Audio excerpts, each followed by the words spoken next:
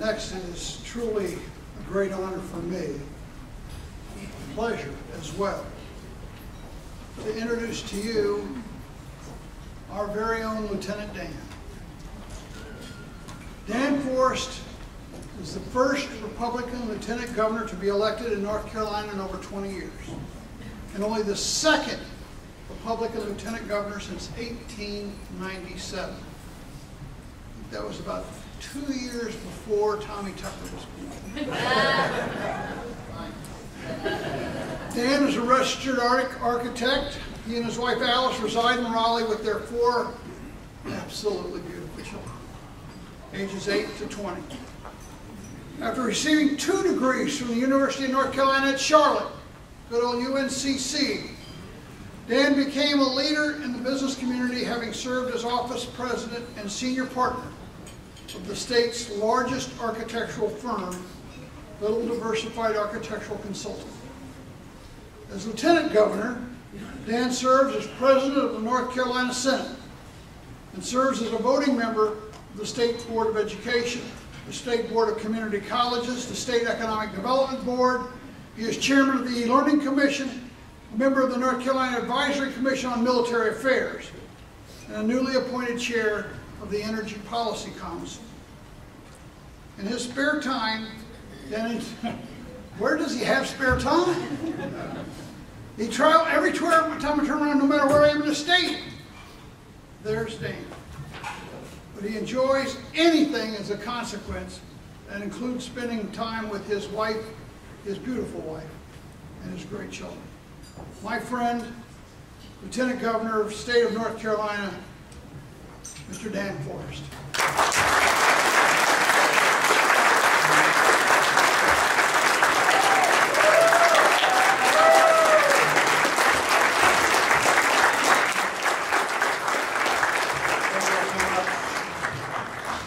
Thank you all so much. It's just an honor to be here with you. It's an honor to have the opportunity to come back to Union County and say thank you. One of those things that's really never mentioned in political circles when you're running for office. People don't realize that Union County is the 5th largest Republican county in North Carolina. So it's always an honor to come back here and be able to say thank you for what you did to help us get elected. Congressman Bongino. That sounds good, doesn't it? We're just going to keep saying it until it's right. Thank you for being here with us tonight.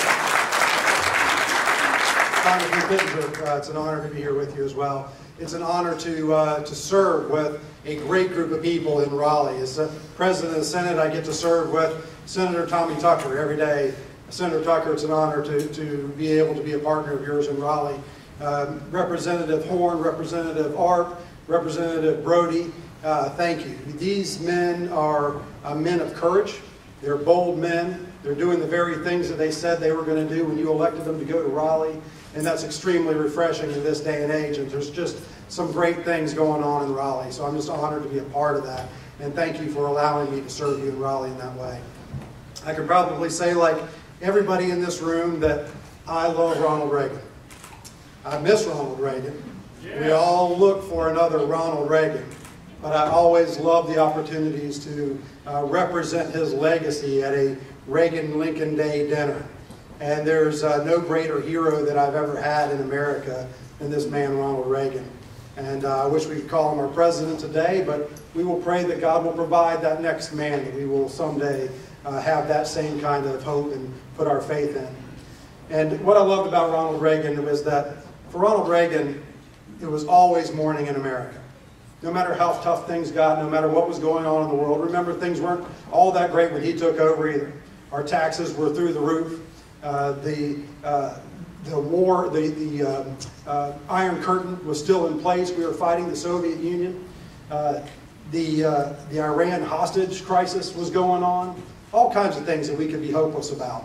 But Ronald Reagan always believed that it was morning in America.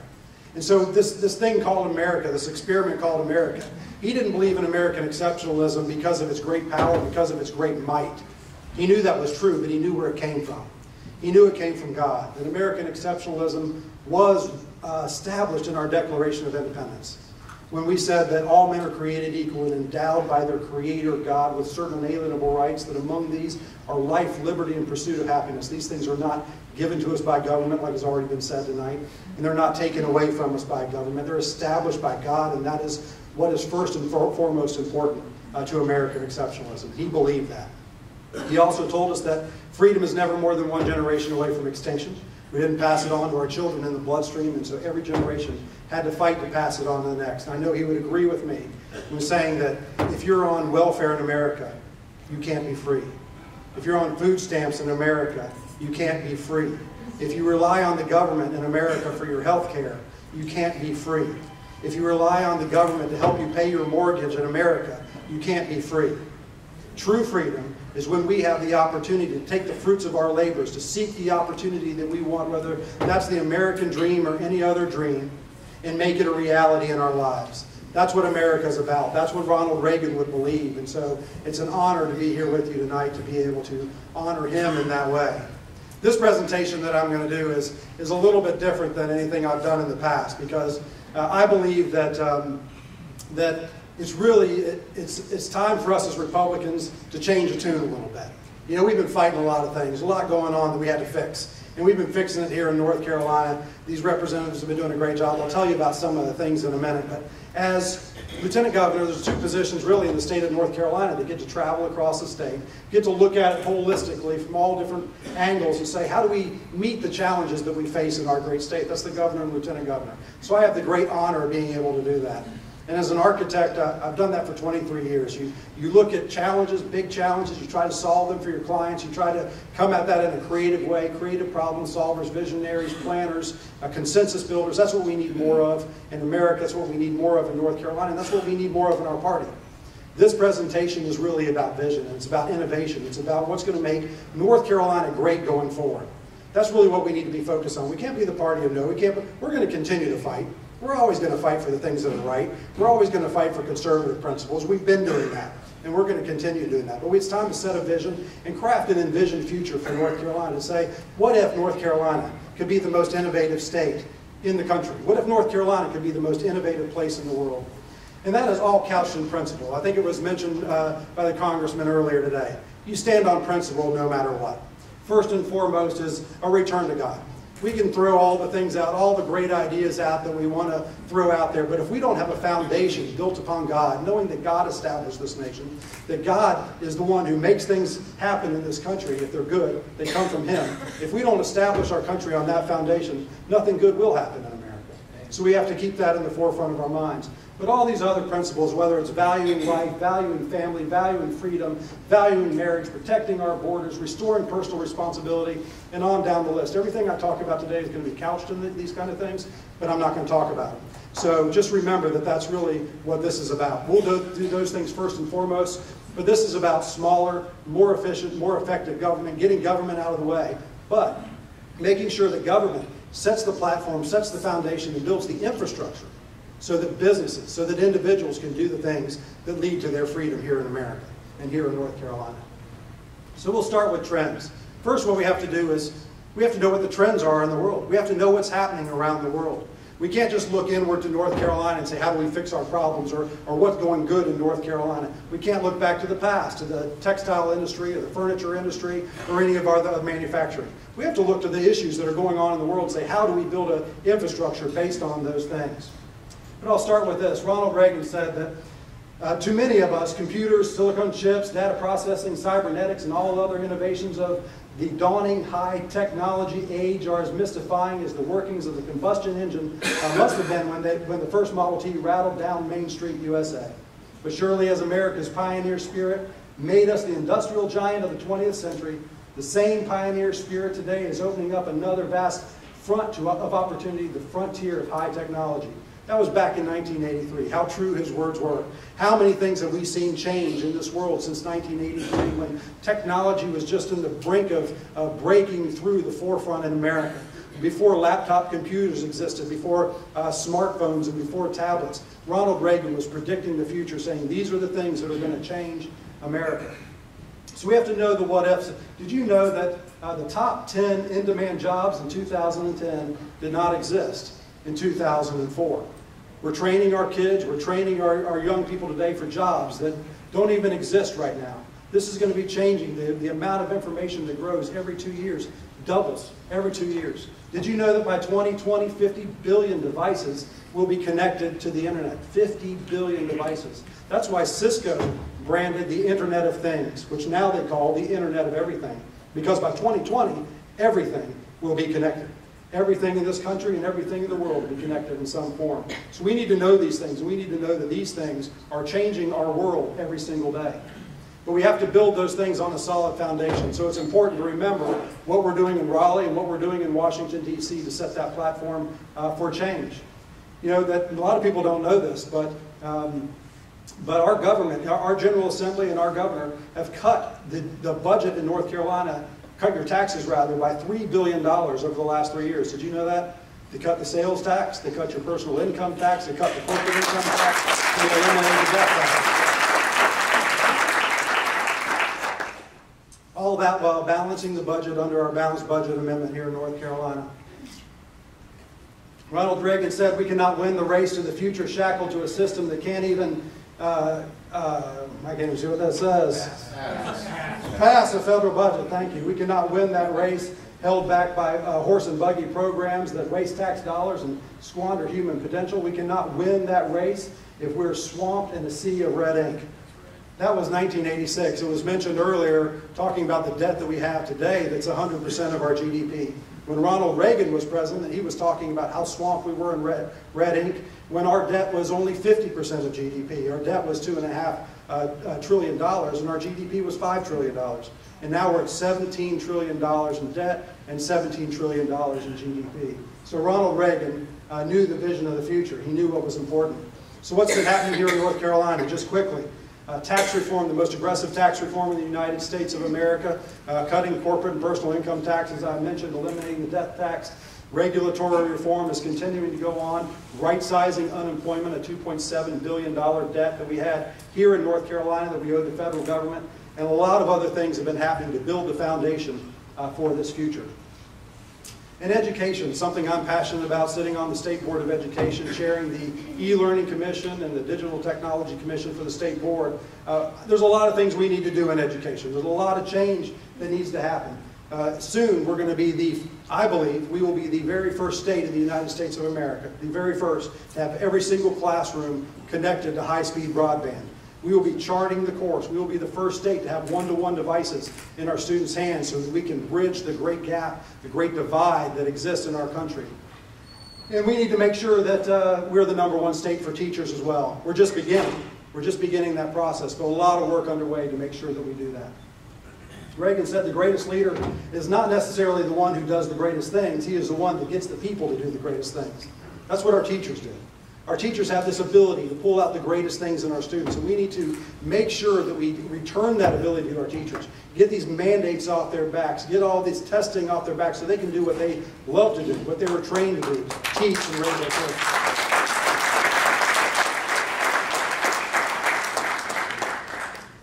Did you know that as technical data doubles every 2 years, much of what students learn in a 2-year technical degree will be outdated by the time they graduate? Did you know that we are currently preparing students for jobs that do not exist using technology that has not been invented to solve problems that we do not even know are problems? This is what we're facing today. This is the great challenge of teaching. We have to be nimble. We have to be able to change quickly. We have to be able to move as fast as possible, really at the speed of light. So what are some of the things we're working on? High-speed connectivity, standards, school choice, technology, teacher compensation, one-to-one devices, and a new methodology for teaching. Why is that important? Because really nothing has changed too much in the last 100 years. If you look back to the one-room schoolhouse, it became the nicer, bigger one-room schoolhouse. It became the multi-room schoolhouse that most of us grew up in the 60s and 70s and 80s, to the advanced technology multi-room schoolhouse. But not much has changed truly in the methodology for teaching in those last 100 years. But I believe that we are at a point in our history that is unlike any other time that we've ever seen in the history of the world. For the first time in the history of the world, we have the ability to customize curriculum and education to every single individual student in America. We have the ability to do that right now. We're on the cusp of doing that right here in North Carolina through things like cloud computing and massive online content. We have the ability for teachers to pull from content all over the world, so our students anywhere, anytime can learn from the best and the brightest teachers and professors around the world. It's not just about knowledge transfer anymore at our universities. You know, we used to go to the universities to get knowledge, but now I can go online. I can sit in my car on the way back to Raleigh tonight. I can pull up MIT and I can learn from the best professors in the world from MIT, and I can do that for free. There's a lot of things that are going to have to change in education if we're going to keep up with the massive change that's going on. Things like mastery learning. I believe it's time to get away from grades. I don't think it should matter whether a student is in the 1st, 2nd, 3rd, 4th, 5th, 6th, 7th, 8th grade anymore and move on with their class. It's important for ages that we keep those kids together, but if we have a student that's in the 7th grade and they can be taking algebra or geometry or calculus, let them move on as they master a subject and move on to be taking college courses by the time they're in the 8th, 9th, and 10th grade. That's what's going to propel us forward in education in North Carolina and around the world. And these mastery learning courses like Khan Academy already exist. These aren't things that don't exist. They're not things we have to invent. They exist. We just have to be able to take advantage of them and use them right here in North Carolina. And I also think it's time to add innovation into our curriculum. I believe we should be teaching innovation, training innovation in our K-12 curriculum as well as our colleges and universities. I believe if you go to a university and get an electrical engineering degree, you should be able to get an electrical engineering degree in innovation, a mechanical engineering degree in innovation. Because what we're doing is we're leaving out a whole group of thinkers that may not be great at math, may not be great at science, but they're creative. The creative class, the right brain thinkers. We need to meld the right brain thinkers with the left brain thinkers, move from STEM to what I call teams, adding art into STEM, art and creativity and design, and allowing people to go through this process of what does it mean to innovate? What does it mean to invent? What does it mean to create? And that's when we're going to see great innovation in America. We also have this opportunity to take advantage of energy in North Carolina. Something we've really never had the advantage to never had the opportunity to take advantage of before because our previous governor would not allow us to do this.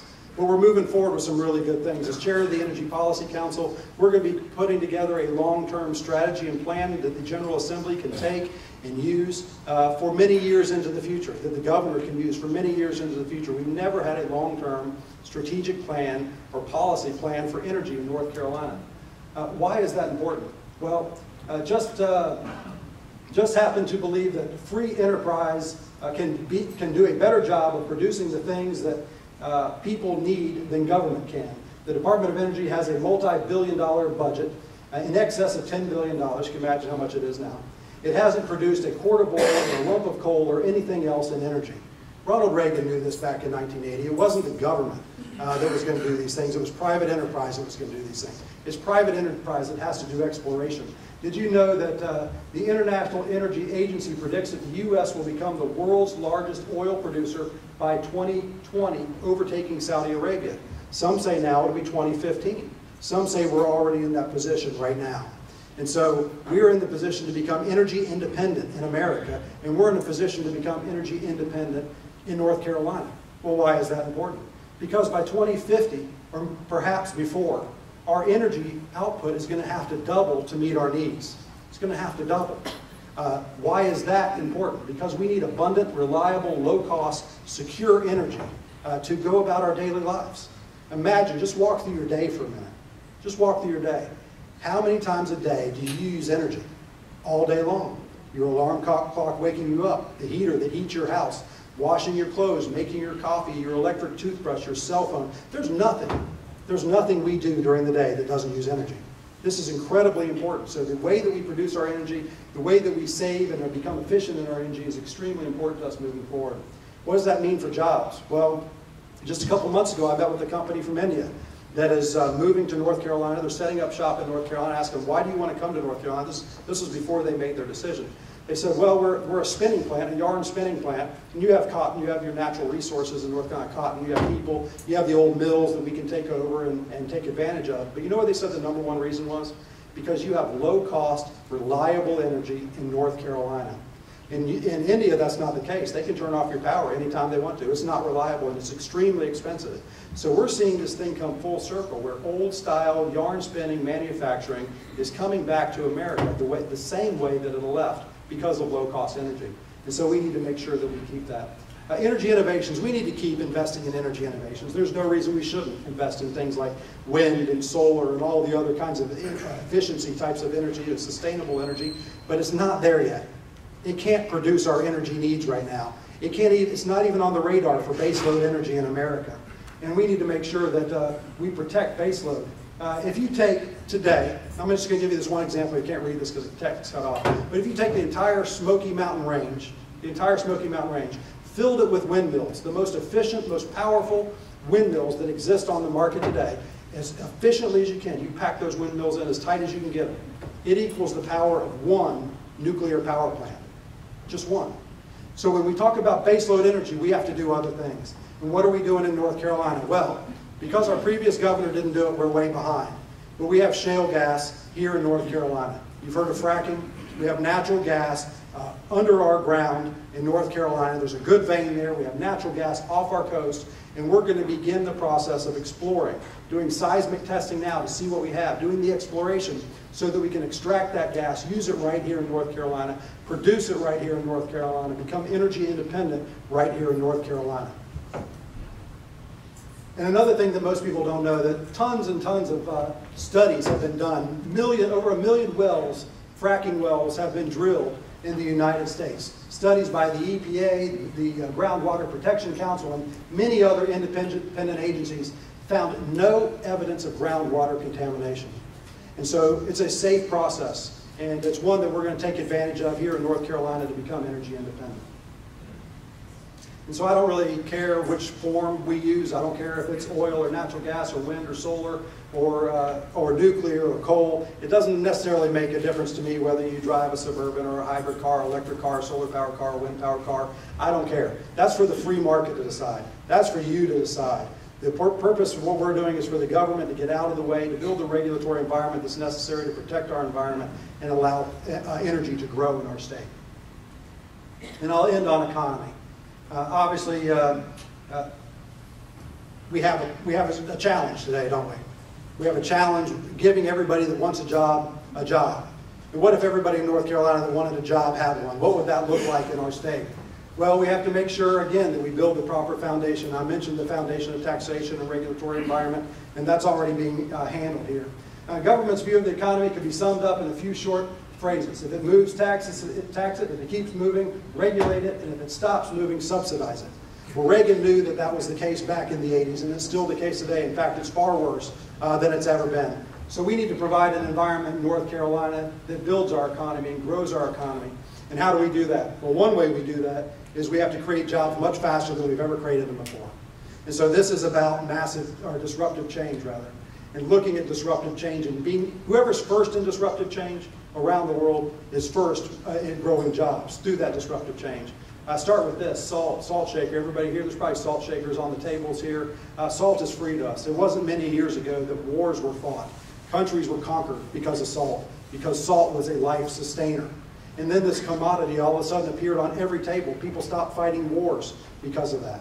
Someday oil will be like that. Someday perhaps it'll be natural gas that causes that to happen.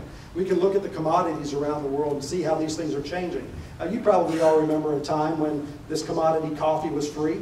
I remember when I was growing up, you go to a restaurant, you just get free coffee refills all day long. Coffee was free, your refills were free, and then Starbucks came along. Turned it into a fashion statement. People walk around with their cup and turn their label out and want everybody to know that they're drinking Starbucks. They took a commodity and had disruptive change and made it a fashion statement. But the real disruptive change was not even that. The real disruptive change was because of the time and place that they did this. Because of technology, they created what's called the third place. There's home, there's work, and then there's the third place, which is Starbucks. So people started working from Starbucks. The workforce changed. The work environment changed because of what they did. That's called disruptive change in a market.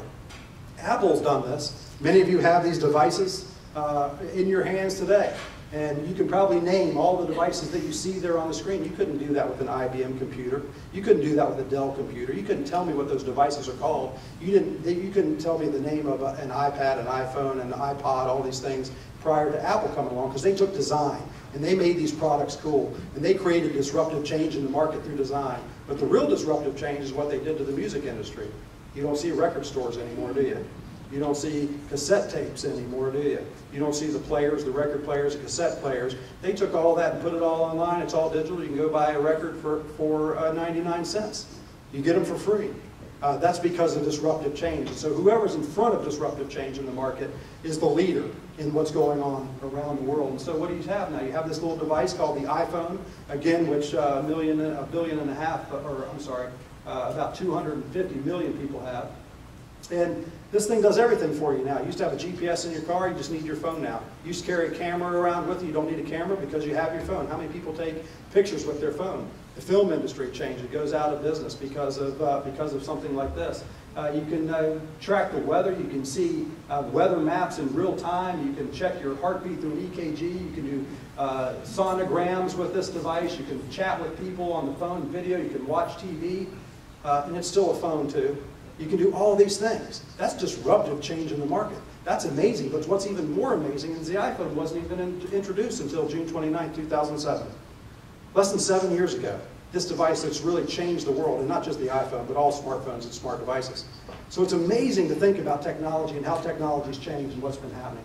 You know, we used to make things on an assembly line with lots of people and take a lot of time, and now we make them with machines without any people really at all. And so we have to innovate at a much more rapid pace than we ever wanted to innovate before because we need to create jobs for these people. And if we don't ramp up our innovation, we're not going to be able to produce the kinds of jobs we need to produce. So we've gone from mass production to mass customization. We can go online and order anything you want to, write online the way you want it with your name on it, the color you want it to be, to what's really called manufacturing 3.0 or personal customization and production. 3D printers. How many of you have heard of 3D printers? A good number of hands. 3D printers are going to change the world. Now, not just people who have innovation degrees and have master's degrees in engineering are going to be the ones that are inventing and innovating. It's going to be people right there in their homes with 3D printers on your kitchen table or at your desk at your house that are going to be able to print products, literally, print things that they need in their home, tools that they need to use in their home, right there in their home. And that's when mass innovation through this manufacturing 3.0 is going to happen in our culture. It's happening in agriculture. We got to think about robotics in agriculture, taking the farmer again out, taking the people out of the fields, placing the robotic machines into the fields. This is already happening. It's already been invented. Agriculture is our #1 industry in North Carolina.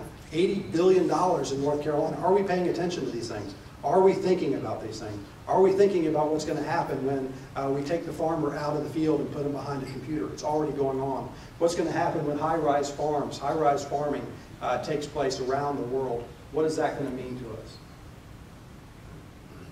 And so we need to pay attention to North Carolina. We need to pay attention to where the connections are. Where are the synergies? Where are the interstates? Where are the cities? Where are the airports? Where are the ports? Where are the hubs? Where do these things come together? Where do they cross? This is where we're going to start to find synergies and connections that are going to make sense. So we're going to know where the next cities and towns are going to develop in our state. Where are the energy sources? Where are the agricultural sources and tourism sources? Where are the military bases? At the point where these things all come together, or the point where opportunity lies in America, the point where opportunity lies in North Carolina, these are things that we're going to be looking for. And so we don't know. We have no idea what the next product's going to be. We don't have any idea what the next industry is going to be. We don't know what the next thing that is going to change our lives is going to be. Cars are going to fly someday. Personal transportation is going to change the world. Are we going to be a front runner in that? We were first in flight. Are we going to be next in flight? We have the opportunity to do that right here in North Carolina. These are the things that we need to really be looking at in our state. And so this is really at the point where the questions of what if become the questions of innovation. You know, we have this great opportunity in North Carolina. We have a great geography. We have a great people. We have all the resources that we need right here in our state. And as Republicans, we're going to lead the way. We're going to say America is going to be North Carolina is going to be the #1 state in America for innovation. We are going to be the #1 state in America for venture capital. We're going to be the #1 state in America for job creation, and people are going to look to North Carolina and say, what is going on there? And we're going to say, you know what? Through the grace of God, through our faithfulness, we did the right things. We led by principle, and we set a vision, crafted an envisioned future for North Carolina, and you know what? It was all led by Republicans. So thank you all for what you're doing. Keep up the fight. Keep working hard, and we're going to make sure that this happens, this vision becomes reality in North Carolina. God bless you all.